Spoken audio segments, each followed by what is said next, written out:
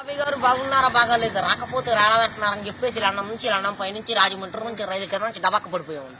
వచ్చేసాను అమలాపురం పెట్రోల్ ధరలో వచ్చేసామండి. ఏమన్నా మా ఇంట్లో డబ్బుకేం దానికేం లోటు లేదండి. మరి మా ఇంట్లో కోట్లు ఉంటే కుక్కలు తినేస్తున్నాయి, లక్షలు ఉంటే నక్కలు తినేస్తున్నాయి, ఏలుంటే ఆకలు తినేస్తున్నాయి, పదులుంటే పందులు తినేస్తున్నాయి, ఆఖరి చిల్లర ఉంటే చీమలు తినేస్తున్నాయి. మరి మా ఇంట్లో భోజనాలు పెడతామంటే వంకాయ తింటే వంగిపోతున్నారని, బేకాయ తింటే బీసిపోతున్నారని, చిక్కుడే కూర తింటే చిక్కుపోతున్నారని, ములక్కాయ తింటే ముదిరిపోతున్నారని, గోంగూర తింటే గోక్కున్నారని, పొట్లకాయ తింటే పొట్టొస్తుందని చెప్పేసి లడాసారి లడాపప్పు ఎండ్రేసి కిసనాలు పోసి పెట్టేవాళ్ళు. మరి తిన్నాక బాగానే ఉన్నారని ముగ్గురేళ్ళు మంతానికి కలుసుకున్నారని. మరి పొద్దున్న అమెరికా వాళ్ళు వచ్చి నన్ను పాకిస్తాన్తో యుద్ధం చేయమని చెప్పి నాకు 6 రూపాయలు అడ్వాన్స్ ఇచ్చారు. మరి వాళ్ళు ఇచ్చిన 6 రూపాయలు అడ్వాన్స్ తీసుకుని జీడికినంత జీబ్ వేసుకొని తూటుకారంత తుపాకి తీసుకొని బయలుదేరేదండి.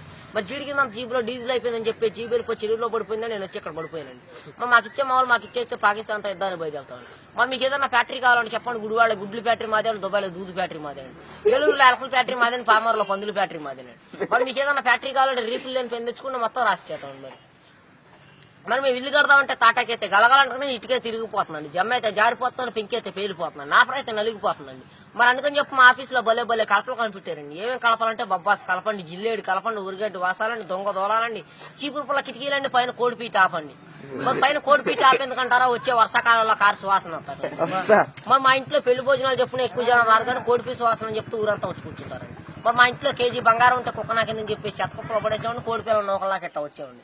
ఏమండి సార్ తప్పుకోండి సార్, మా గన్ను పేలిపోతున్నాను, ముందు 3 కిలోమీటర్లు వెనక్కి 7 కిలోమీటర్లు వెళ్ళి మరి ఆపు చేయమంటారు, మూసేయమంటారు. ఆపు చేస్తే 6,000 మూసేస్తే 3,000 పక్క తప్పితే 10,000. మరి మా గన్నుకు లైసెన్స్ లేదండి, కాలిస్తే కేసు లేదండి. మరి మా గన్నులో ఇప్పుడు బుల్లెట్లు పెడితే అర్ధరాత్రి 12 గంటల పెళ్లిపోయింది.